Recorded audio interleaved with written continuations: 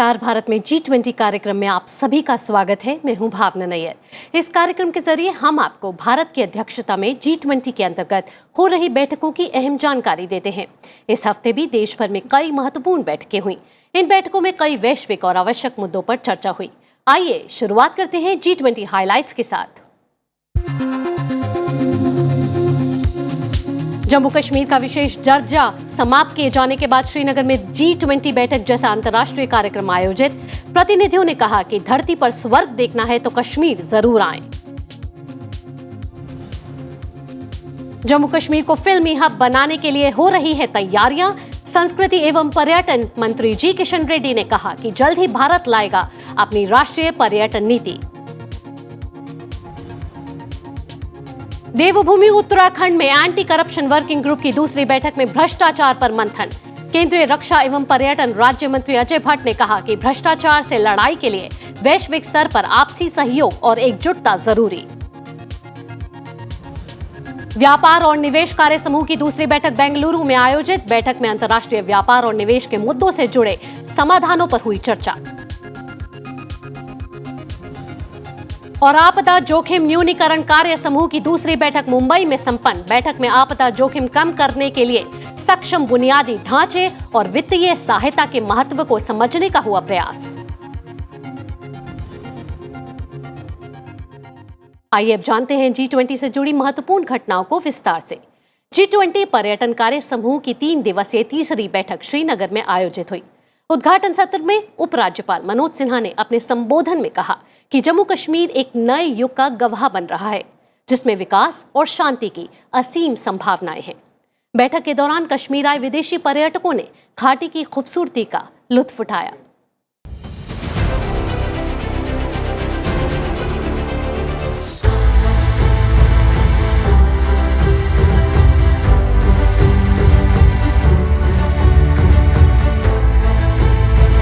धरती पर स्वर्ग के रूप में लोकप्रिय कश्मीर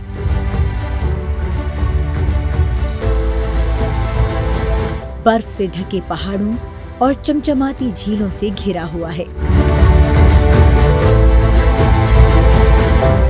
कश्मीर की खूबसूरती को देखते हुए अक्सर इसे भारत का स्विट्जरलैंड भी कहा जाता है।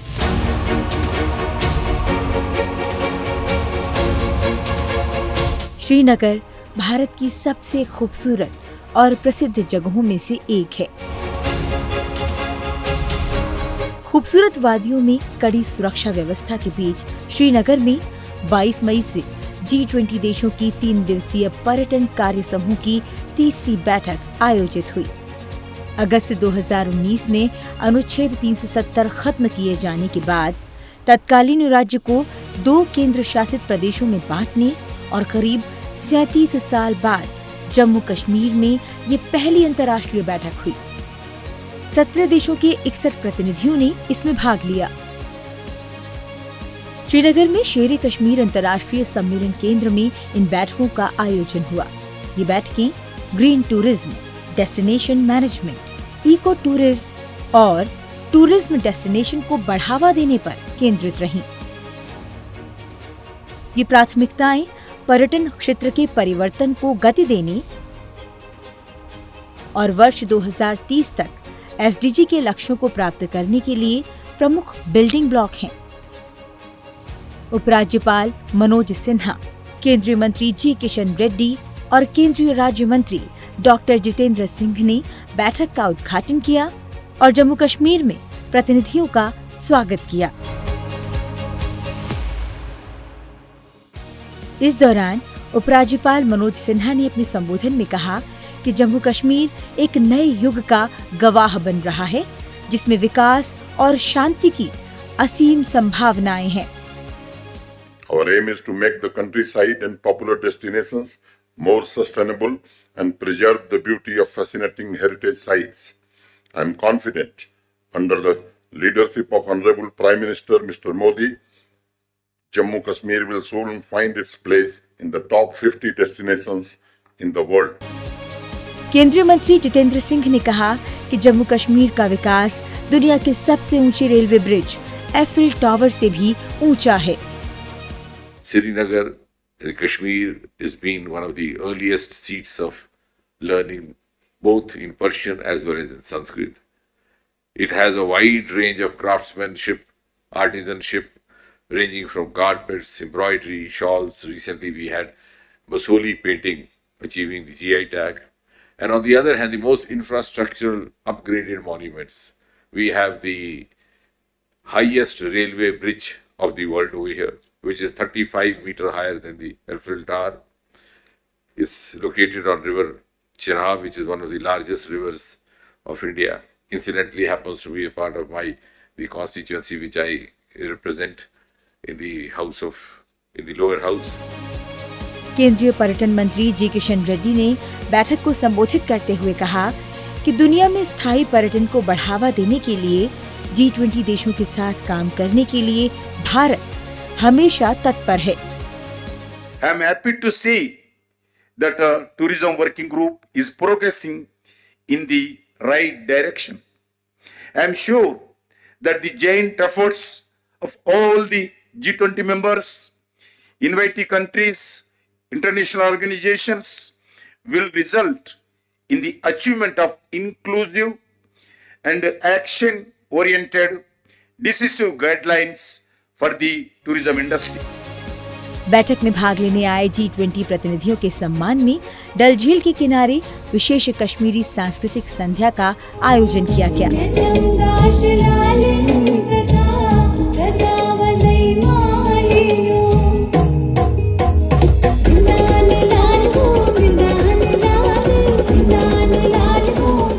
कई प्रतिनिधियों ने शिकारा की सवारी का लुत्फ उठाया।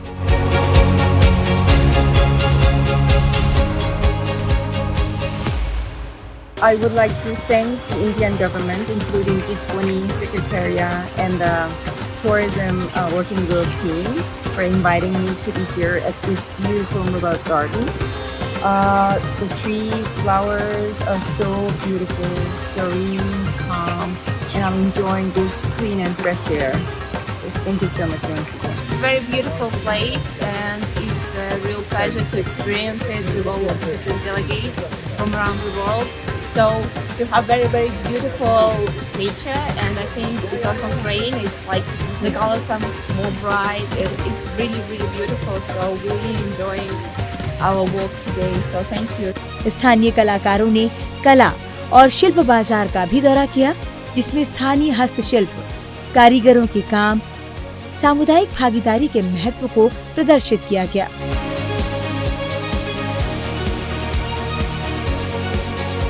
इसी के साथ कश्मीर आए विदेशी मेहमानों ने खास कश्मीरी व्यंजनों का आनंद उठाया। श्रीनगर में पर्यटन कार्य समूह की बैठक के दौरान कई सत्र आयोजित किए गए। फिल्म, पर्यटन क्षेत्र और इको टूरिज्म के सत्र में भारत के शिल्पा अमिताभ कांत ने कहा कि फिल्मों की शूटिंग के लिए कश्मीर बेहतरीन जगह है। साथ ही संस्कृति और पर्यटन मंत्री जी किशन रेड्डी ने घोषणा की कि केंद्र सरकार जल्द ही भारत के लिए एक राष्ट्रीय पर्यटन नीति लाने जा रही है।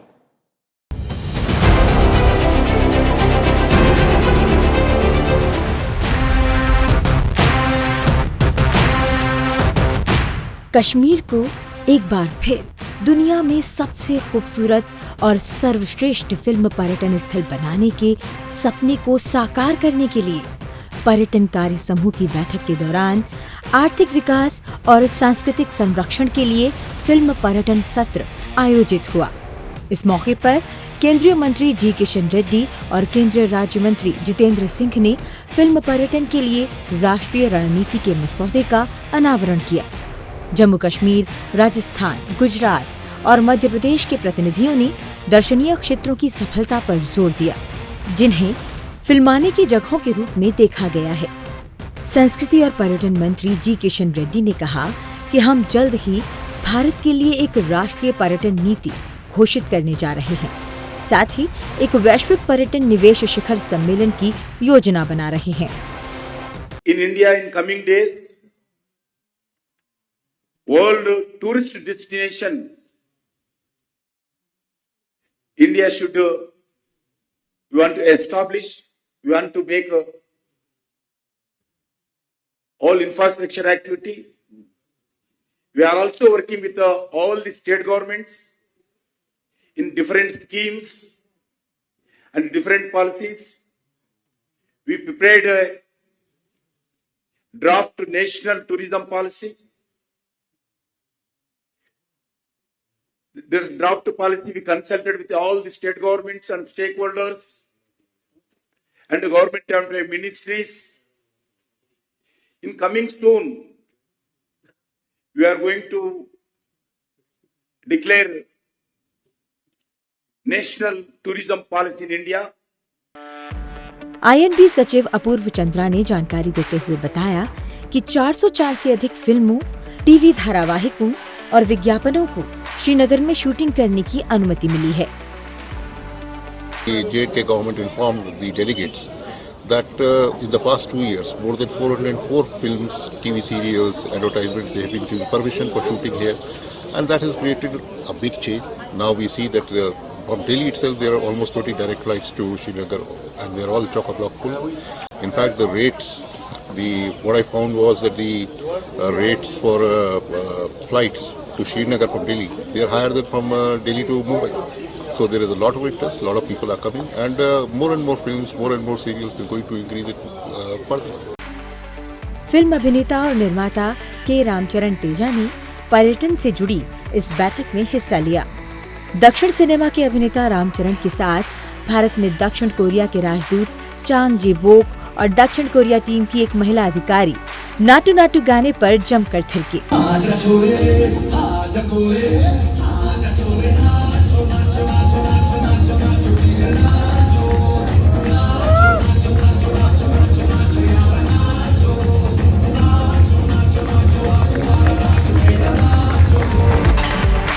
प्रसिद्ध अभिनेता रामचरण ने फिल्म पर्यटन नीति की जमकर तारीफ की। This place has something magical. It draws people. It draws the attention of people. And no matter what we hear about Kashmir or whatever, this is such a surreal feeling when you come to Kashmir. It's been 95 years Indian film industry has begun. It will take another 95 years to explore Kashmir. Let me tell you that.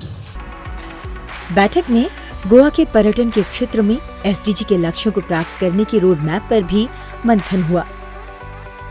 एक अन्य सत्र में प्रतिनिधियों द्वारा G20 पर्यटन मंत्रियों की घोषणा 2023 पर दस्तावेज प्रस्तुत किए गए और चर्चा की गई। इसका उद्देश्य राष्ट्रीय नीतियों और पर्यटन क्षेत्र के आगे के विकास के लिए अंतर्राष्ट्रीय सहयोग को मजबूत करना है। इस बीच केंद्रीय पर्यटन मंत्री जी किशन रेड्डी और केंद्रीय राज्य मंत्री जितेंद्र सिंह ने travel for life program launch किया। Under the broad theme of Travel for Life, the G20 tourism track is also working to further the achievement of green, inclusive and resilient tourism development. As the voice of the global south and an emerging economy, India's presidency's focus on tourism has been guided by efforts to build back the tourism sector better following the COVID-19 pandemic globally. तीसरे दिन की शुरुआत delegates ने योग और sports के साथ की। प्रतिनिधियों और भारत के G20 शेरपा अमिताभ कांत ने रॉयल स्प्रिंग्स गोल्फ कोर्स में गोल्फ खेला। This is easily the best golf course in India. There can't be a better golf course. This is paradise. This is absolute heaven. It's a unique experience, and I would suggest that all the golfers from across the world should come and play here just to experience what great golfing is all about. We've truly enjoyed this visit because we've been able to do a lot of hard work. We've been able to see Kashmir. We've been able to enjoy the warmth and great affection of the people of Kashmir. प्रतिनिधियों ने शहर के मध्य में हाल ही में पुनर्विकसित पोलो view बाजार का भी दौरा किया। G20 पर्यटन कार्य समूह की बैठक के आखिरी दिन विदेशी प्रतिनिधियों ने कश्मीर के प्राकृतिक और ऐतिहासिक स्थलों का लुत्फ उठाया। श्रीनगर के प्रसिद्ध निशात बाग में विदेशी प्रतिनिधि पारंपरिक कश्मीरी परिधान में नजर आए।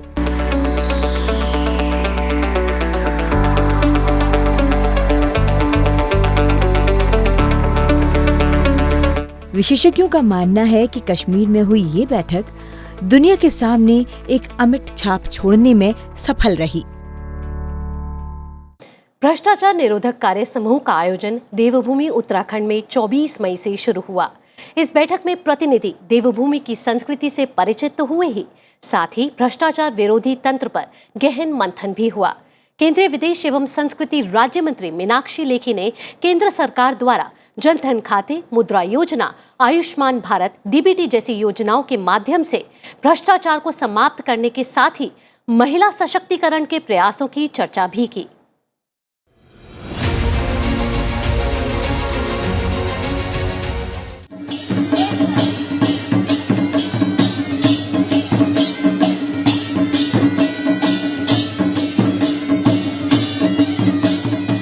अब तक हुई G20 बैठकों में विदेशों से आए G20 प्रतिनिधियों ने भारत के विविधता में एकता के सूत्र को करीब से महसूस किया है। भारत का हर राज्य अपने आप में धरोहर और विरासत समेटे हुए है। उन्हीं खूबसूरत राज्यों में से एक है उत्तराखंड।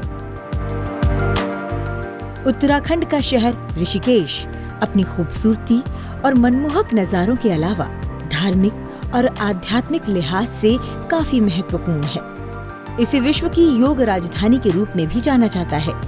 उत्तराखंड के टिहरी गढ़वाल जिले के नरेंद्र नगर शहर में 24 और 25 मई को वेस्टर्न होटल में एंटी करप्शन वर्किंग ग्रुप की दूसरी बैठक आयोजित हुई, जिसमें करप्शन फ्री वर्ल्ड पर चर्चा हुई। इस बैठक में 20 सदस्य देशों के 90 से अधिक प्रतिनिधि, 10 आमंत्रित देशों और 9 अंतर्राष्ट्रीय संगठनों ने वैश्विक मुद्दों, भ्रष्टाचार का मुकाबला करने और अंतर्राष्ट्रीय भ्रष्टाचार विरोधी सहयोग को मजबूत करने पर जोर दिया। बैठक में केंद्रीय रक्षा राज्य मंत्री अजय भट्ट ने भ्रष्टाचार के खिलाफ लड़ाई में वैश्विक सहयोग की जरूरत पर जोर दिया। Anti corruption working group meeting के एक चर्चा कार्यक्रम के तहत जेंडर एंड करप्शन विषय पर विचार विमर्श किया गया। चर्चा कार्यक्रम में केंद्रीय विदेश और संस्कृति राज्य मंत्री मीनाक्षी लेखी ने अपने संबोधन में कहा कि एक अच्छी सरकार की परिभाषा उसके द्वारा अंतिम व्यक्ति और महिलाओं के लिए कल्याण के कार्यों से निर्धारित होती है। इससे पहले देहरादून जॉली ग्रांट एयरपोर्ट पर मेहमानों का सांस्कृतिक प्रस्तुतियों और पारंपरिक रूप से तिलक लगाकर और माला पहनाकर स्वागत किया गया। छोलिया नृत्य की पारंपरिक वाद्य यंत्रों पर प्रस्तुति दे रहे कलाकारों को देखकर मेहमान खुद को रोक नहीं पाए और मेहमान भी उत्तराखंड के गीत संगीत पर कलाकारों संग झूम उठे।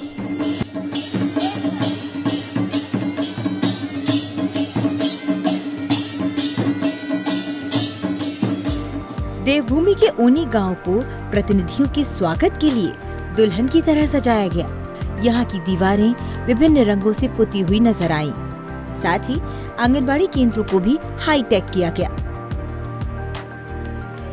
G20 सम्मेलन के लिए आए प्रतिनिधि परमार्थ निकेतन आश्रम में सांध्यकालीन गंगा आरती में शामिल हुए।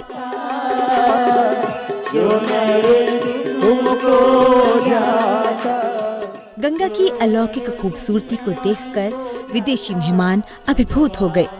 इस बैठक के लिए मुनि की रेती और लक्ष्मण झूला क्षेत्र को पूरी तरह से सजा धजा कर तैयार किया गया था।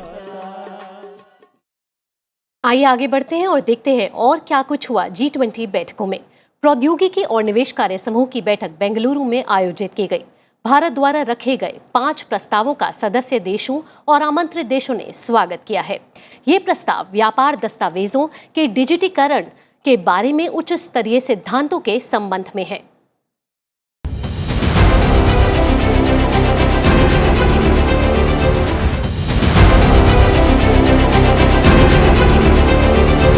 सिटी ऑफ गार्डन्स बेंगलुरु में 23 से 25 मई के दौरान दूसरी trade and investment working group की मीटिंग आयोजित हुई।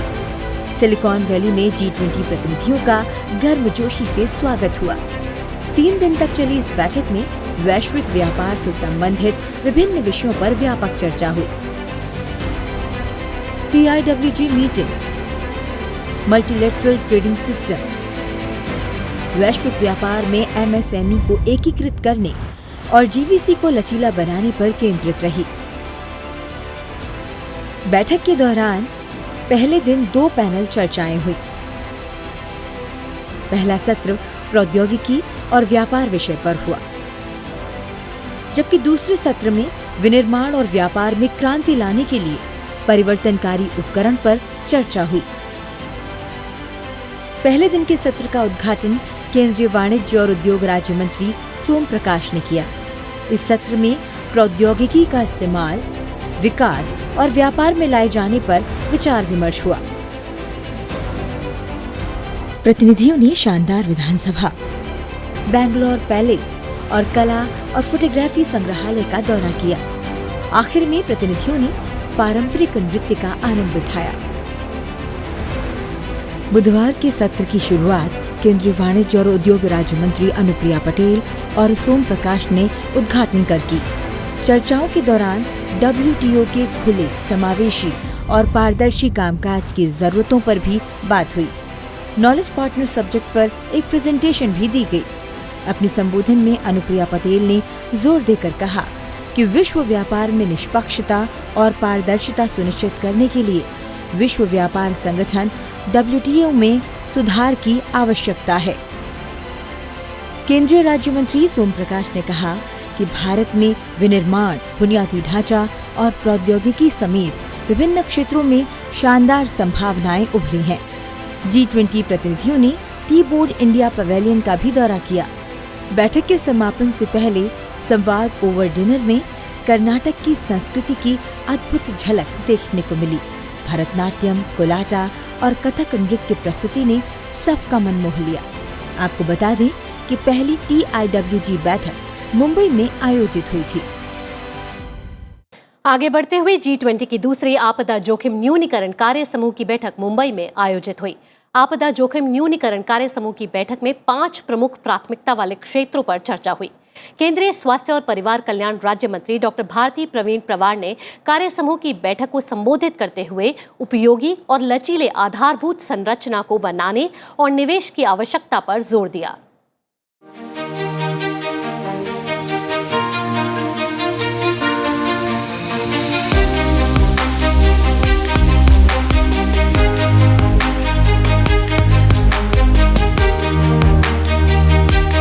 प्रारंभिक चेतावनी, आसान बुनियादी ढांचा, राष्ट्रीय और अंतर्राष्ट्रीय प्रतिक्रिया, बेहतर पुनर्निर्माण और प्रकृति आधारित समाधान, ये 5 प्रमुख क्षेत्र हैं जिन पर मुंबई में दूसरी आपदा जोखिम न्यूनीकरण कार्य समूह की बैठक का आयोजन हुआ। मुंबई को हर साल मॉनसून के दौरान तेज बारिश का सामना करना पड़ता है। बारिश का पानी समुद्र में नहीं जाता और ये पानी वापस शहर की सड़कों पर नजर आता है,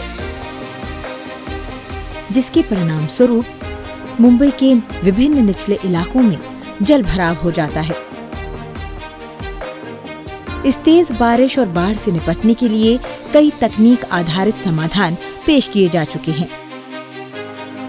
केंद्रीय स्वास्थ्य और परिवार कल्याण राज्य मंत्री डॉक्टर भारती प्रवीण पवार ने कार्य समूह की दूसरी बैठक को संबोधित किया। उन्होंने उपयोगी और लचीले आधारभूत संरचना को बनाने और निवेश करने की आवश्यकता पर जोर दिया।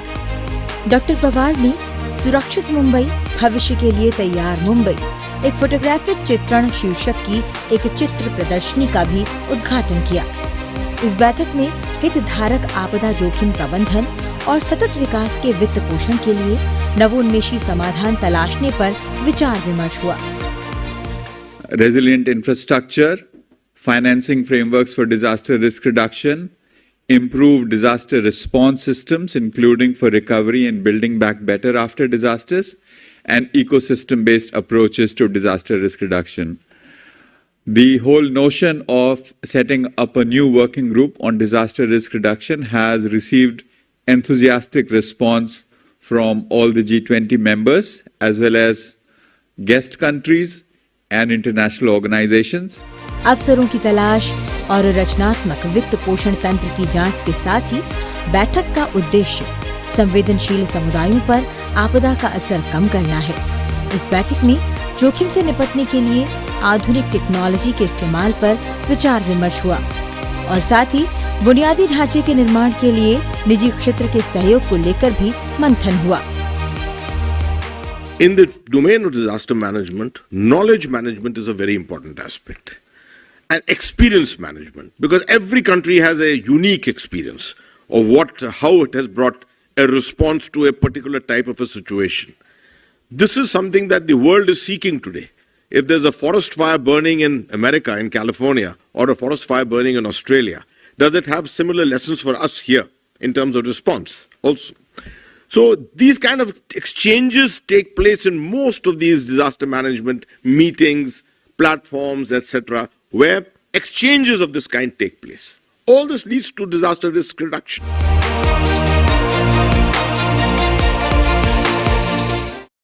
और अब वक्त आ गया है G20 क्विज में पिछले एपिसोड में आपसे पूछे गए सवाल का सही जवाब देने का। देखते हैं क्या था जवाब और किसने दिया सबसे पहले इसका सही जवाब। हमने आपसे पूछा था भारत की अध्यक्षता में G20 की पहली शेरपा बैठक किस शहर में आयोजित की गई थी? ए उदयपुर, बी अहमदाबाद, सी नई दिल्ली या डी भुवनेश्वर। और इसका सही जवाब है ऑप्शन ए उदयपुर। हमें बड़ी संख्या में आपके मेल मिले और जिसने सबसे पहले इसका सही जवाब दिया है वो है नोएडा से मयंक कुमार। आपको हार्दिक बधाई। इसके बाद प्रतीक कदम और दामिनी एस घोड़े ने भी G20 क्विज का सही जवाब भेजा है। और अब इस हफ्ते का सवाल पूछने का समय आ गया है। ध्यान से सुनिए ये सवाल और इसके ऑप्शंस।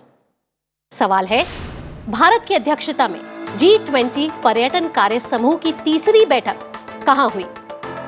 ए श्रीनगर, बी गांधीनगर, सी मुंबई या D Narendra Nagar.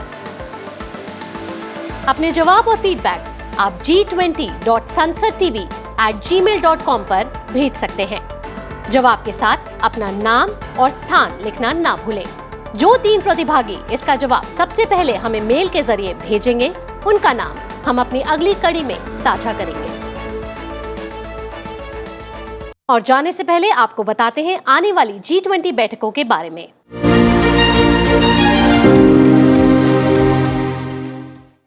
G20 working group की बैठकों के बारे में जानते हैं। रोजगार कार्य समूह की तीसरी बैठक 31 मई से 2 जून 2023 को जिनेवा में आयोजित की जाएगी। इसके बाद स्वास्थ्य कार्य समूह की तीसरी बैठक यानी कि third health working group meeting 4 से 6 जून 2023 को हैदराबाद में आयोजित की जाएगी। जिसके बाद अंतर्राष्ट्रीय वित्तीय संरचना कार्य समूह की तीसरी बैठक यानी कि third international financial architecture working group meeting 5 से 7 जून को गोवा में आयोजित की जाएगी। और आइए जानते हैं अब विकास कार्य समूह की चौथी बैठक कहां आयोजित की जाएगी, जो कि 6 से 9 जून 2023 को जो कि नई दिल्ली में आयोजित की जाएगी। एक पृथ्वी एक परिवार और साझा भविष्य की संकल्पना को साकार करते हुए भारत की अध्यक्षता में G20 के सदस्य देश बेहतर भविष्य के लिए एकजुट प्रयास कर रहे हैं। हमारे कार्यक्रम के माध्यम से हम इन प्रयासों को आपके सामने लाते रहेंगे। फिलहाल के लिए इतना ही। मुझे दीजिए इजाजत। नमस्कार।